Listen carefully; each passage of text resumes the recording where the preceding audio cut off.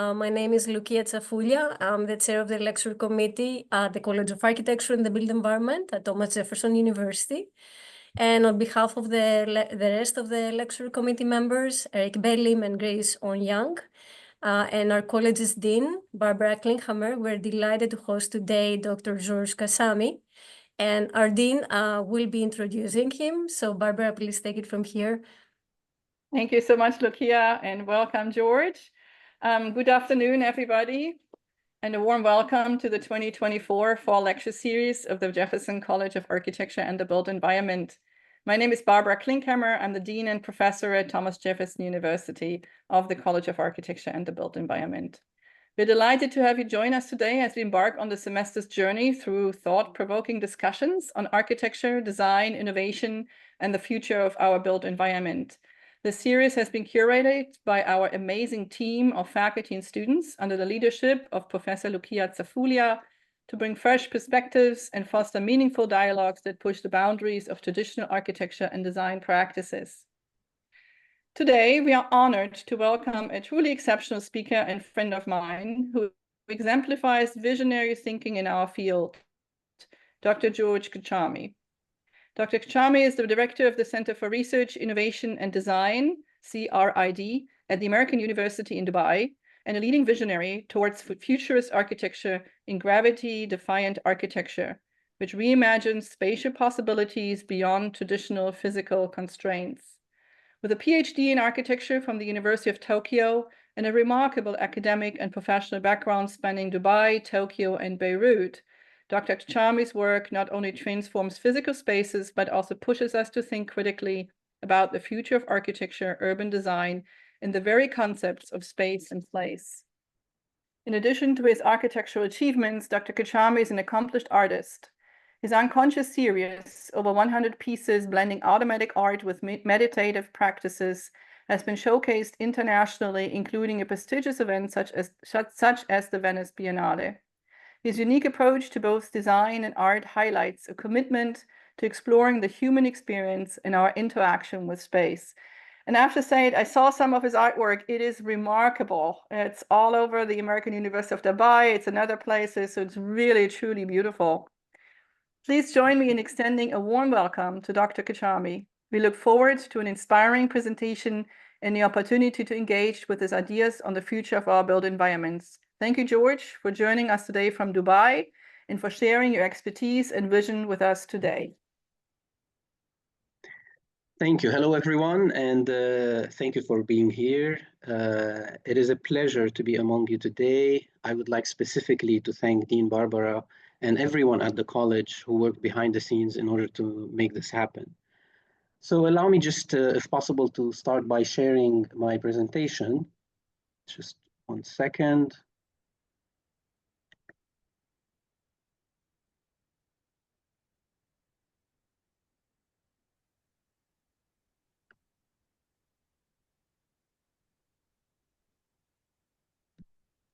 Please let me know if... And George, great, we see it perfectly. Okay. Just make sure that you share sound as well. Yes, I did that as well. Thank you for reminding me, Lucia. Great. Okay, so in this session, I will present the impact of embracing emerging technologies in architectural and design education, where the focus will be more on immersive experiences. Before I start, I would like to clarify that some of the materials used in this presentation falls under a fair use of others' work to illustrate a specific point for research, scholarship, and educational purposes. Also, the following slides showcases some materials that have been presented in many forums and online seminars. Some of the materials have been used in prior appearances, and they are not unique to this presentation.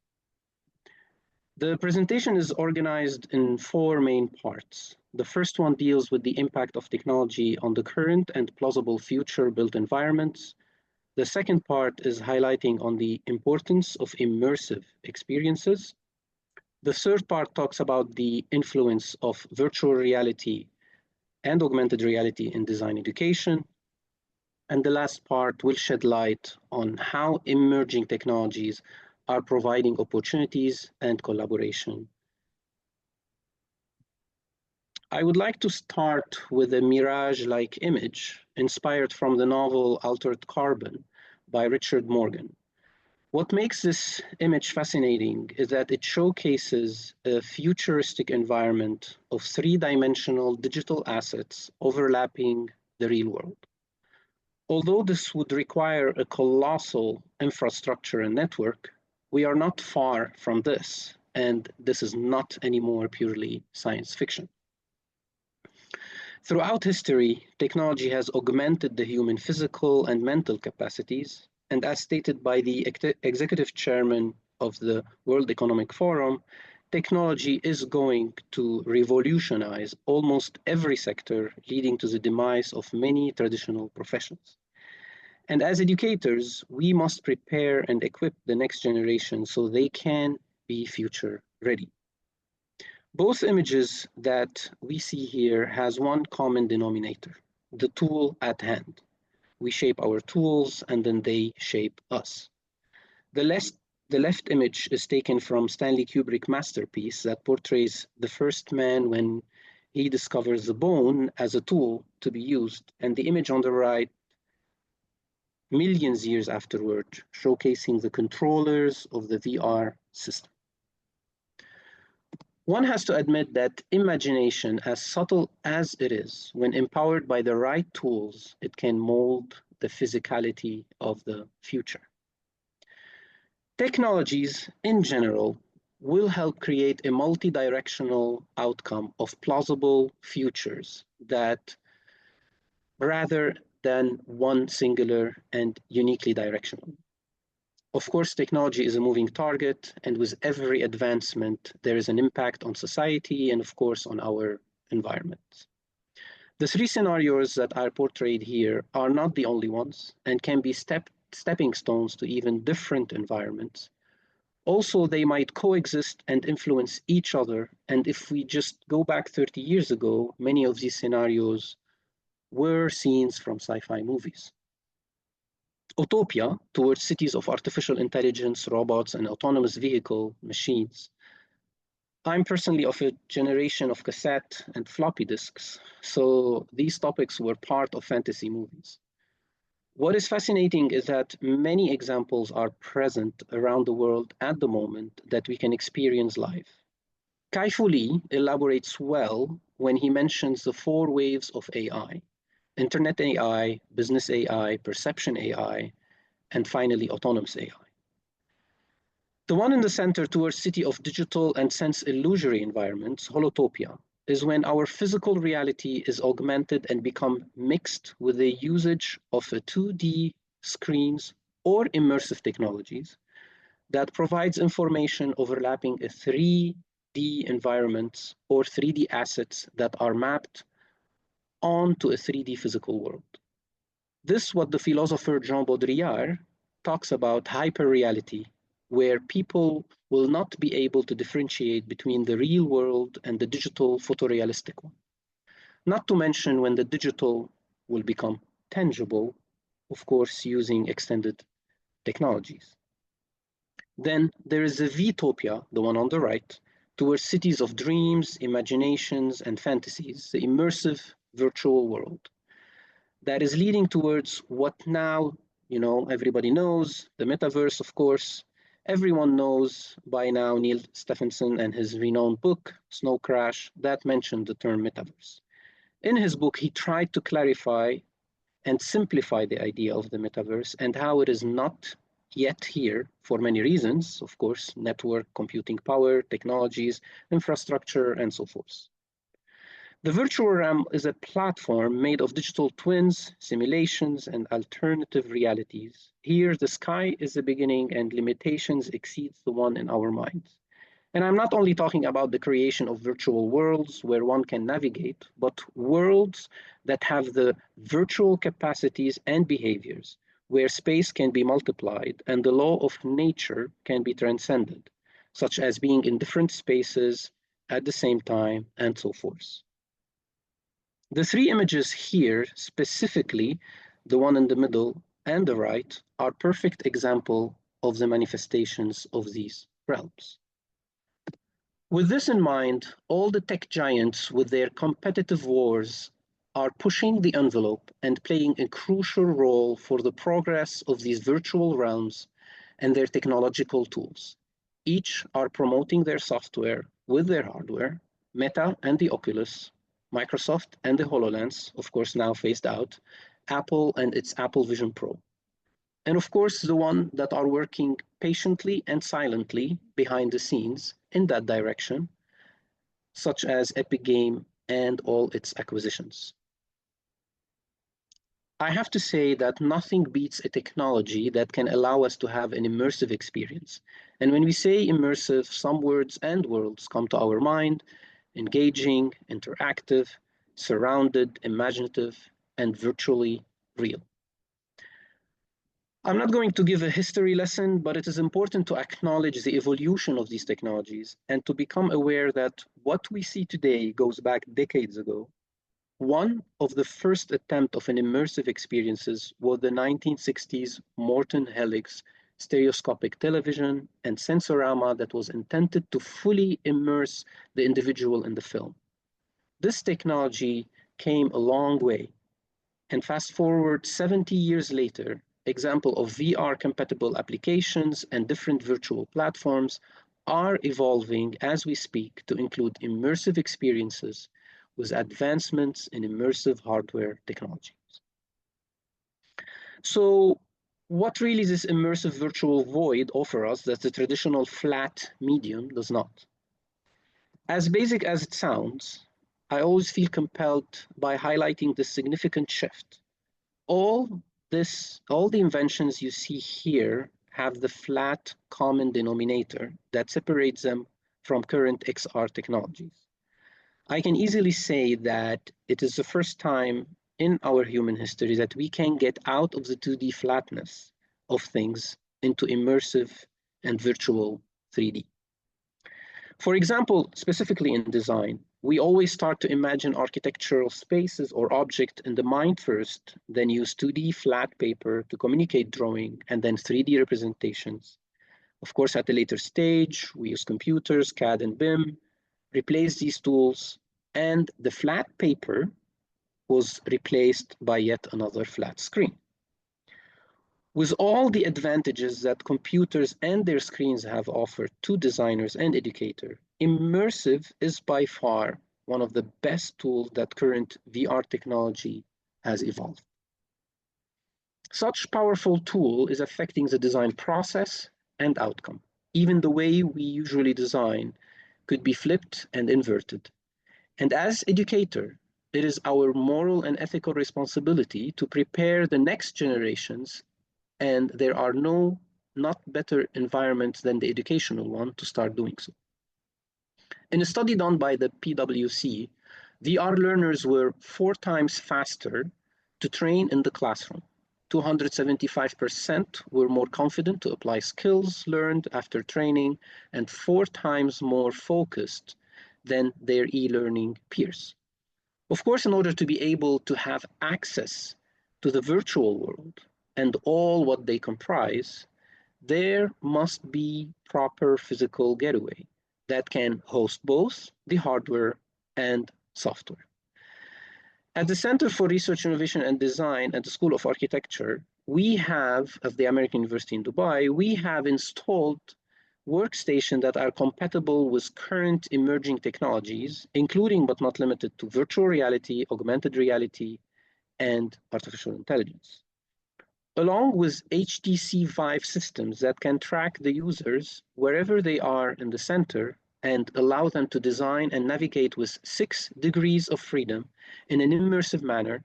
The center has been set to provide VR certifications. It is an authorized Rhino training center, a VR sketch training center, gravity sketch training center, and lately we have become an Unreal Engine academic partner through our usage of Twinmotion. The CRIT plays a crucial role in ensuring that the school's curriculum remains at the forefront of technological advancement in the field of architecture and design, thereby fostering a progressive and innovative learning environment for our students, faculty, staff, and the community at large. With that, the CRID has contributed in injecting these emerging technologies into more than 40 courses, where 2 of them, which we are going to tackle today, are fully immersive. DDFT 473 Virtual Environment is one of the VR courses that teaches students how to design in an immersive way inside virtual reality.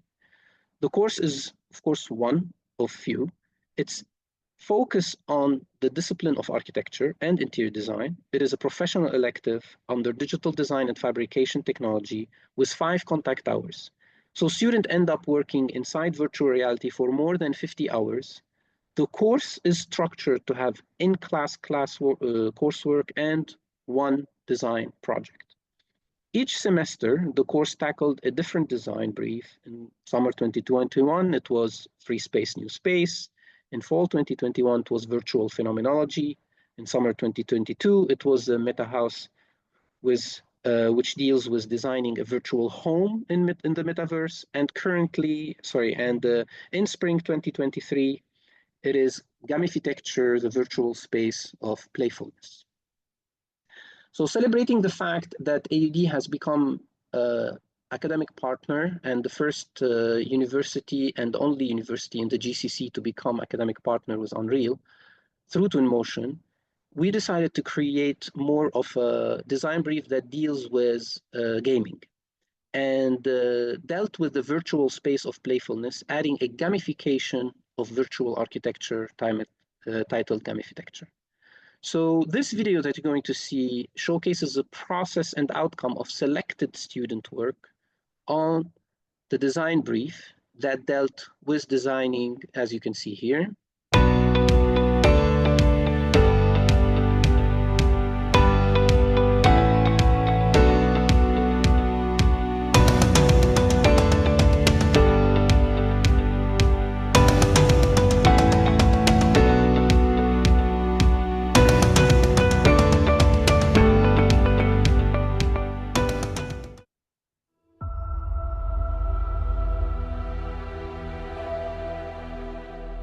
So each student chose a game, and then they try to create spaces for these games, of course, using virtual reality, and of course, doing all the visualization. Everything you see here is done by a single student.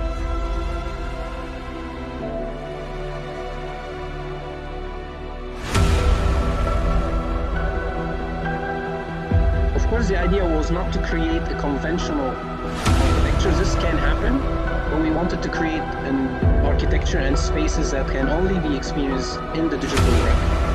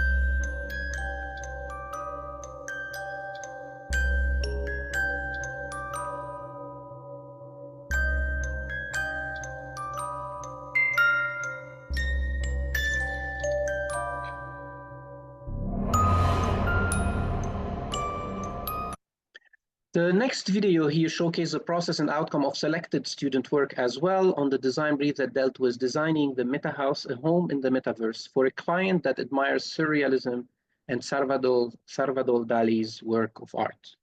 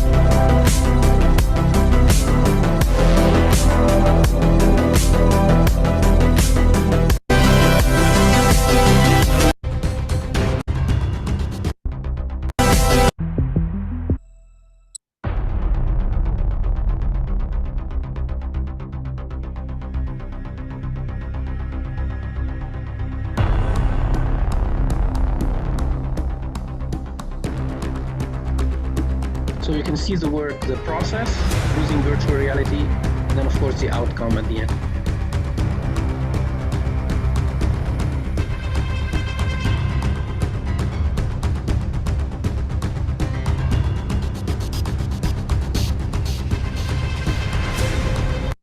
Another fully immersive course is DDFT 373 Virtual Designs that teaches students how to design in an immersive way inside virtual reality, but this one focuses on product design, industrial design.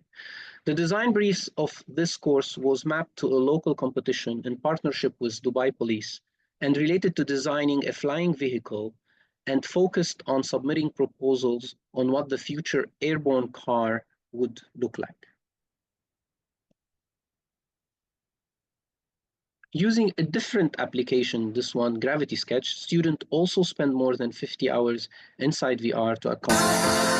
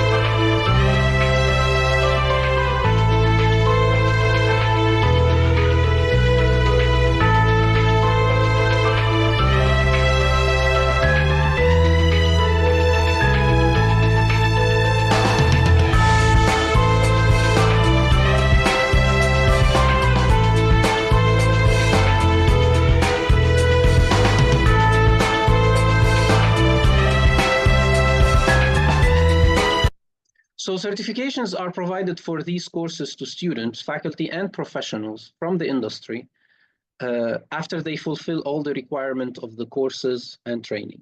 And these are all certifications that are, of course, stand by the industry that relates to the software that these students are using. So in addition to that, and we didn't stop there, so we are continuously studying and researching the impact of such tools on the design process. So for example, we established an ongoing survey as a tool to identify some significant aspects that deals with the design process in virtual reality, as well as a design outcome. The survey has been distributed on 6 sections, which constitutes more than 40 students. The 20 questions were divided to 5 parts. Each part tackled a specific aspect and focus. The result and feedback were constructive and had contributed immensely to the study. For example, 90% felt more creative when using VR, 95% understood better proportions and felt more engaged, 72% felt 2D screen to be more limiting after the usage of virtual reality. We also looked at what might be the area where improvement is needed. Some of the feedback showed that 45% felt dizzy and uncomfortable in some sessions, where we allowed them the opportunity to rest and have short intermittent breaks and so forth. So one would ask, what are the lessons learned and the opportunities at hand? Most students managed to use the flipped design method as a process, means they start designing in 3D, then later went to the 2D. Students appreciated the fact that they could fluctuate between exocentric and egocentric viewpoints. Students managed to comprehend better proportions by experiencing the scale and the space one-to-one. A student felt more creative at expressing themselves as they had more freedom using the VR tool than usually the other conventional traditional tools. Of course, feedback from students were mostly positive, where also they could observe unparalleled collaboration. That means participation of all stakeholders. Examples, we could invite other students or even other faculty to check the work. As I said, real life scale, one-to-one was a big advantage. So technology have provided for our student the opportunity to participate in many collaborative initiatives. The latest was a joint force among one of the biggest developer here in Dubai, which is Majd Al Futtaim, the government, Dubai Culture, and the American University in Dubai. So Dreamscapes was a competition where students were tasked to design a public art display that would showcase windows to the future of Dubai. And the work must be done using artificial intelligence, specifically generative AI bots. So, as you can see, with that theme, more than 250 entries were submitted and exhibited on the street of Tilal Al Gaf in Dubai, as well as a documentary has been created following all steps from its inception to the final exhibition and, of course, award ceremony.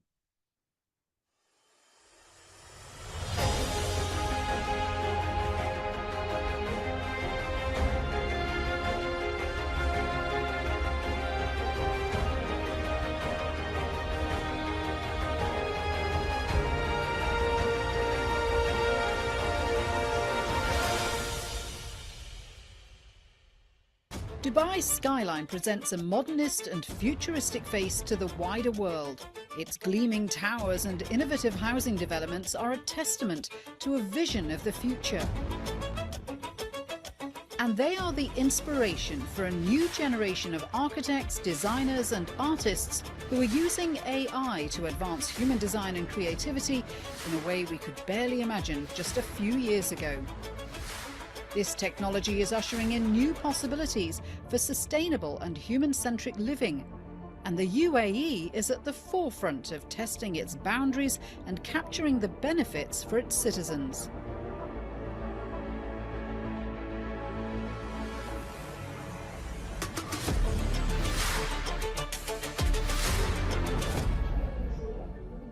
Josephine and Tara are architecture students at the School of Architecture, Art and Design at the American University in Dubai. Like the generations who studied before them who built Dubai, they have a keen artistic eye and a curiosity about construction engineering. But Tara and Josephine and their fellow students are also pioneers in a new era of architecture and design. This cohort of students is the first to combine their human talents with the transformative power of generative AI. They'll be submitting their works as entries in a public art exhibition called Dreamscapes, a partnership between Majd Al Futtaim, Dubai Culture and the American University in Dubai. To make sure their entries qualify, the students have to use AI tools to create their designs. The competition is testament to how these new tools are shifting the frontiers of what is possible in design and bringing about new ways of working for both the current generation of architects and designers and the students who will follow in their footsteps. For developers too, AI is already opening new doors. And Ahmed Al-Shami, the Chief Executive Officer of Majd Al Futtaim Properties, says it will provide a vital step up in helping us build more livable communities. Using AI, integrating it with the current automation capabilities helps us to redefine a lot of the physical spaces. What we are trying to do is to be able to curate, have a very bespoke solution that's physically pleasing, but in the same time does change to the ever-evolving needs of course, of the this is a very long documentary, so I'm just going to have some snippet. Artificial intelligence and machine learning tools. Example of this collaboration and grassroots innovation in action. Emerging designers are required to have a broad range of skills, including the use of artificial intelligence and machine learning tools. The collaboration between AUD and Majid El Futtaim is undertaken very much in this spirit of helping students to expand their skill sets in ways that benefit them for future careers in the design industry. It is very, very rewarding, really, as a tool. Now, to which extent you're going to rely on AI, that's the big question. Of course, there is this danger. Is AI going to take over? Is it going to take our jobs? It's a value. Innovative architecture. You feel like it's being done within seconds. I really feel like AI is a very powerful tool to use. Wants up-and-coming architects, designers and artists to embrace AI and to define a new vision of Dubai, both locally and globally. And this, of course, we ended up with a big opening Dubai vision is and 250 entries on the street. Technologies to realize their potential and contribute to a sustainable society.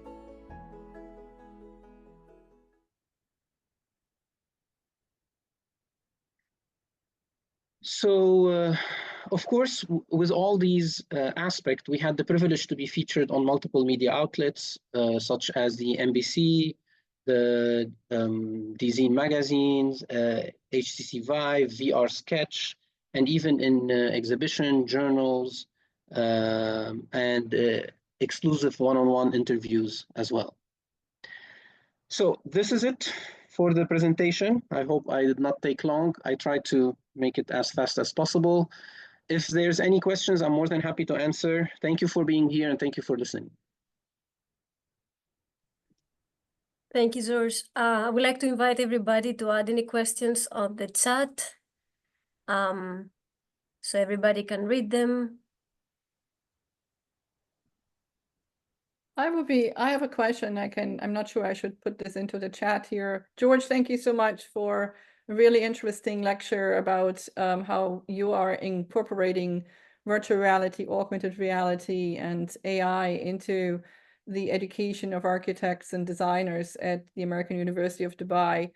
I would be curious how you use the tool, particularly AI, from the original generation in the software to real projects. So how do you make that transition, which I think is really the transition that we all need to talk about? So how do you use an ideation process, and then from the ideation process from 2D into 3D into the actual teaching of architecture and space? How would you see that evolve over the next years? This is actually a great spot-on question. So the idea of using generative AI as an ideation, I mean, the difference is that now through an idea, you can show a final image. And that's what generative AI allowed you to do.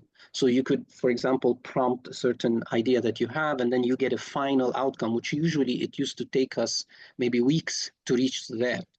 So it's a different way I look at it from a different way of designing rather than going through the conventional traditional way of designing. We could use these ideations as inspirations. And, like when students go and do research and try to capture certain understanding of certain projects and certain understanding of certain spaces and so forth.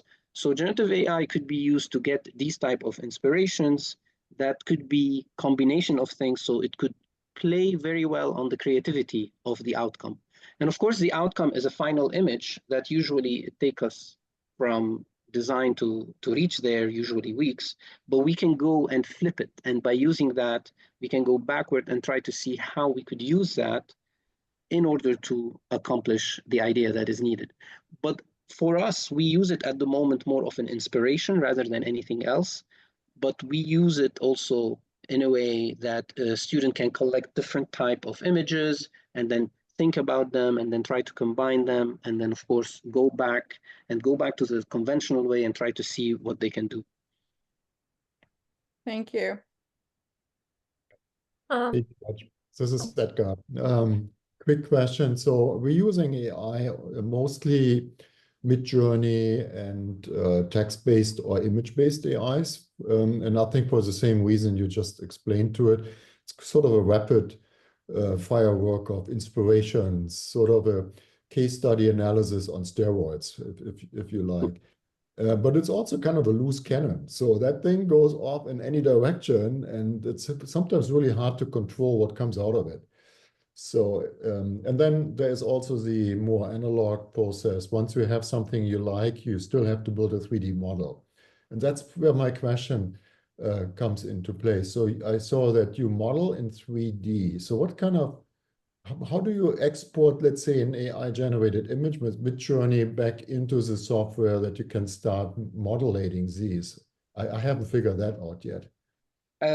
Fantastic. So usually all the virtual reality software applications that you see, you can bring in any image, whether 2D or inspiration, and you can put it inside that virtual reality. And then you can base it there in front of you, and you can start designing in 3D, looking at the 2D image. So the advantage of designing inside immersive in an immersive way is that it's like you building a 3D model of the design that you want, but that 3D model, you could make it as big as you want or as small as you want. And then you can go inside it and you can experience it from all different scales, egocentric or even exocentric. So that's the power of it. Now, using ideation for using generative AI, so we could have an image or a series of images where we bring it into the immersive world, into the virtual world, where they can look at it, and then at the same time they start directly building in 3D rather than just doing a 2D exercise using the conventional paper and pen and so forth.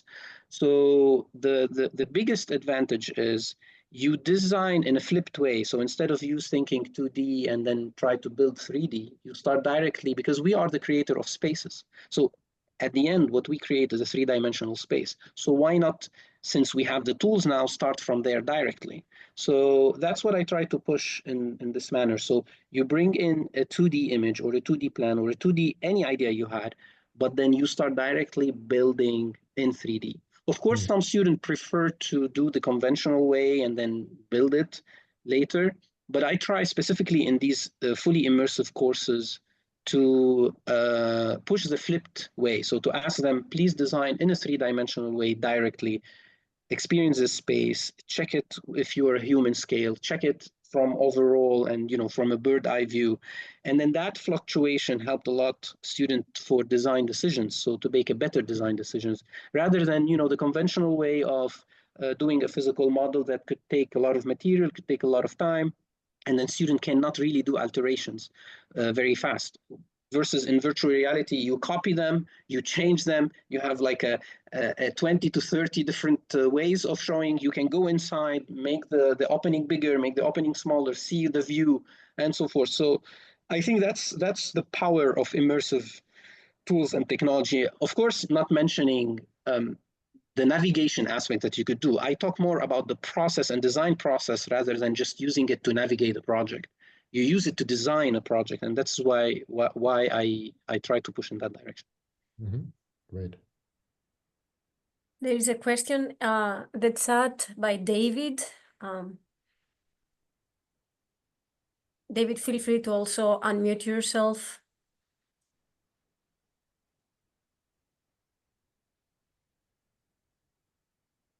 We can't hear you well, so I can, we can't hear you well. I can read the question though. Maybe that's better. All right. Yes. So George, it sounds like you've incorporated a lot of the VR technologies and tools into the coursework there at AUD since I was there.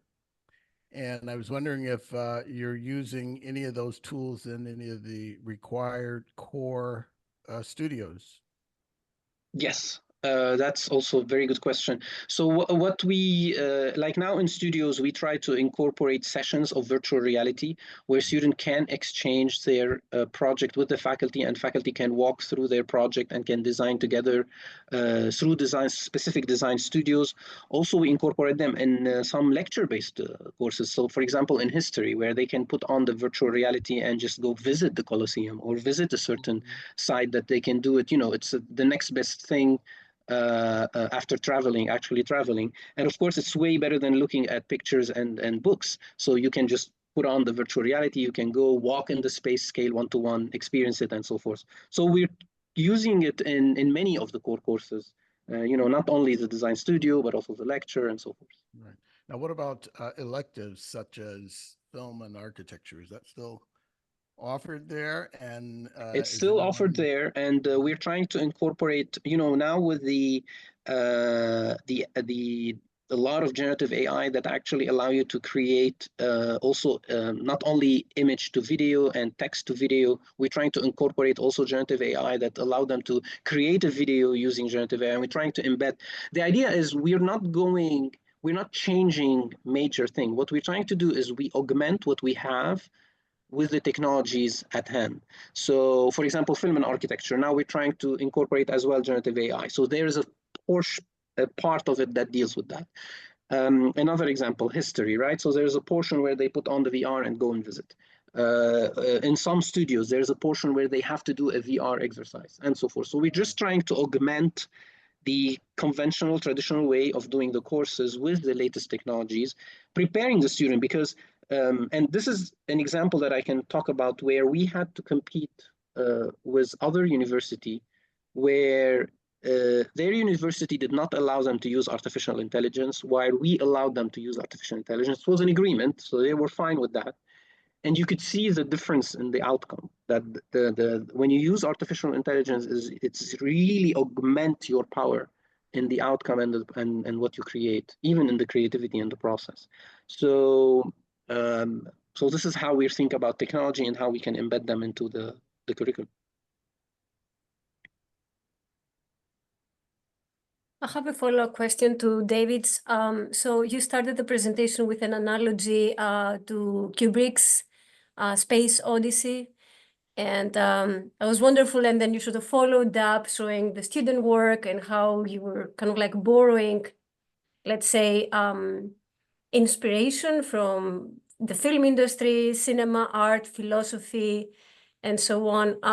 So I wonder, obviously this process opens up a lot of different professional paths for our students, for our design students. That could be a professional path in gaming, the film industry itself through Unreal Engine and so on. And I wonder actually if you do have any data, since you have been doing that for quite a few years, it seems now, if you have any university data from graduate students that do not necessarily follow the more typical, let's say, design paths, but they sort of immerse themselves into, let's say, industries that have to do with space, but they're not necessarily the main interior design architecture office and so on. At the moment, we don't have that data, but what I can tell you is we had a student who came to us and said that because of these emerging technologies that we are providing, they are being able to find jobs. I mean, we had some students who were recruited because they knew how to work with virtual reality and augmented reality and using these tools. So these tools also are helping our students in not only thinking about design and process and all of that, but also it is providing them the opportunity to actually be recruited in that sense. And the data I have is emails from students mentioning that, we got a job because we know how to use this and that and that. And that could be, of course, that was very, I felt very happy that this has given them this opportunity.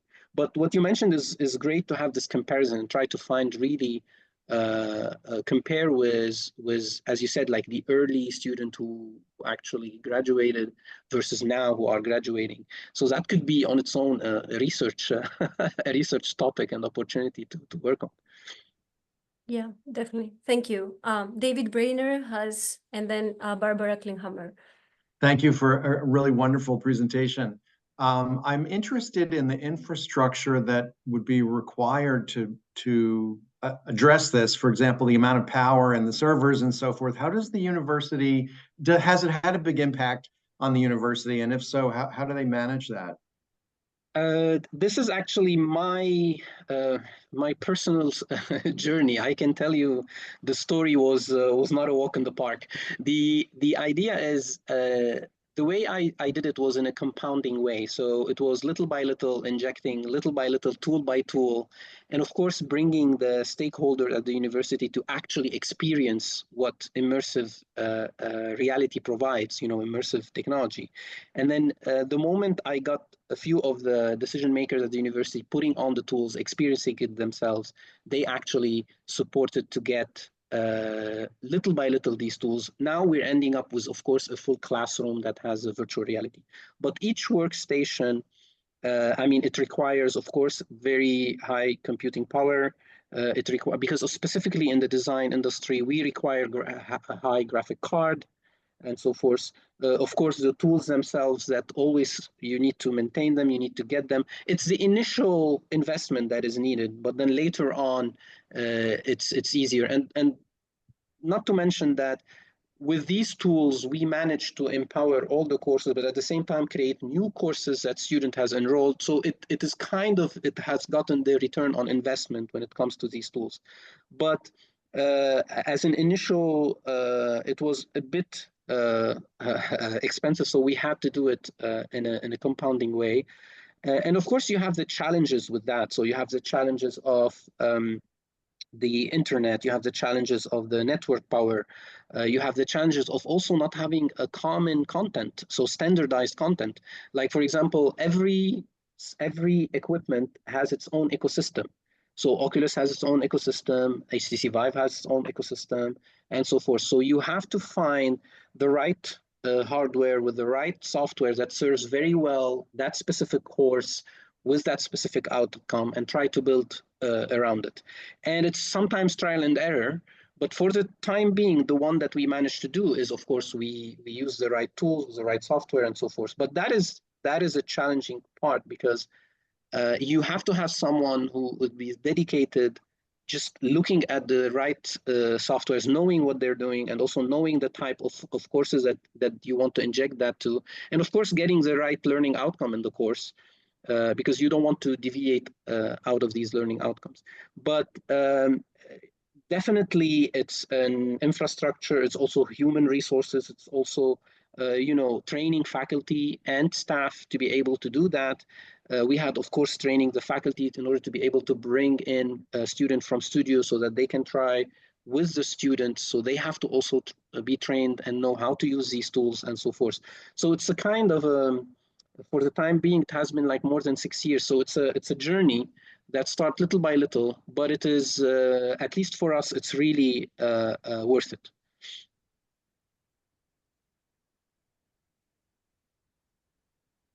Lukia, should I jump in? Yeah, please, Barbara. Okay, thank you, George. Yeah, so my question for you goes into a similar direction. So I find the compelling argument to use virtual reality and augmented reality was one slide that you shared from a study where you proved, and I haven't opened the study, but I took a screenshot of this, where you said that was stated that students or people in a virtual environment learn 4 times as fast compared to a traditional environment. This is the PwC, yes. And I think that is the compelling reason to really start looking into this as an educational tool. We do have, Thomas Jefferson University, we work with AI, generative AI and all of this in many of our programs, probably very similar what you are doing in the moment, but we don't, and we have capacities in igloos and caves for immersive learning. We have the goggles or the Oculus and all of this, but we don't have these learning stations integrated with software products that would allow, for example, history theory course, right, to explore the Colosseum in Rome or something like that. So I think this is really where we could take some of the learning that's happening in the lecture-based courses to a whole different level, where it really resonates with students and the learning outcomes are much better retained. So I think that's the key piece here to use when we talk with university leadership. And I have a question here to the students who might still be on this call. I'm not sure we still have some, but students, if you're still here, is anybody here who would like to speak to whether you're interested in some of these kind of learning tools to be more visible, more used in our college, rather than sporadic when a faculty member has interest? Is somebody here wants to speak up? And Barbara, while someone is speaking up, I would like to augment on one thing that you said, which was absolutely correct, is in addition to just using it as a navigation tool, the push that we are trying to also inject is to use it as a design tool and design process. So, and that is, I think it's very important to also tackle upon. So it's not only use it for visits or for navigating inside an already created space, but to use it as a tool to create the space itself. That I would just like to add on, specifically in the design industry and, you know, the creation of spaces and so forth. Thank you, George. Any of the students who want to speak up? Please don't be shy. Anybody here who wants to do this? No pressure. No pressure. Okay. All right. I'm going to take my hand down. Thank you, George. Thank you. Just another follow-up question on pedagogy. It seems we have plenty of those today. So we are restructuring the whole first year curriculum. So the very first year in which you had the foundation design curriculum. And I was wondering what's your opinion about introduction. Obviously, in that restructure process, there is a lot of digital tools integrated, you know, day one. So obviously the idea of iterative processes, testing ideas fast, not necessarily just physical, but sort of digital is there. And very often, obviously, as a result, we see students thinking more 3D and having harder time to translate this information in 2D representation. So kind of like the opposite of the typical process. So I wonder, in that first year, do you see any space of those AI generative tools or designing in kind of like a more dynamic virtual space, more than just designing in a three-dimensional environment such as Rhino or other software? So what we're trying to do is from first year, first semester, of course, students go with the conventional way, you know, of designing and learning the conventional ways, but we injected like 2 sessions using virtual reality. So we start just little by little at the beginning, just to get them a little bit understanding of what are these tools, how do they use them, and so forth. And student actually enjoys very much these type of tools. And I have to tell you, like in all the courses that I have taught and teach, it's the only course where I say to student to get out. I mean, usually students go in, they try to work, and they are taken by the tools and by the thing that they can create. So it's also kind of, I think about it also as a student retention. So students like these tools, they like to play with it, they like to try to experiment with it. And because it's easy, also cost effective, so you're not paying for certain materials, you're just working in a digital way where you can copy and paste and do iterations.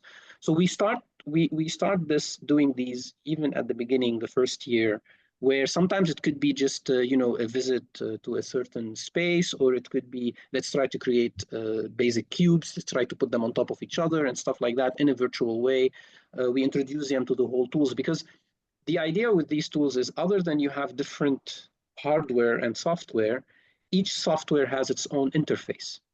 So if you use, for example, VR Sketch, is very different from Gravity Sketch and so forth, and each is focused on different, let's say, field or discipline.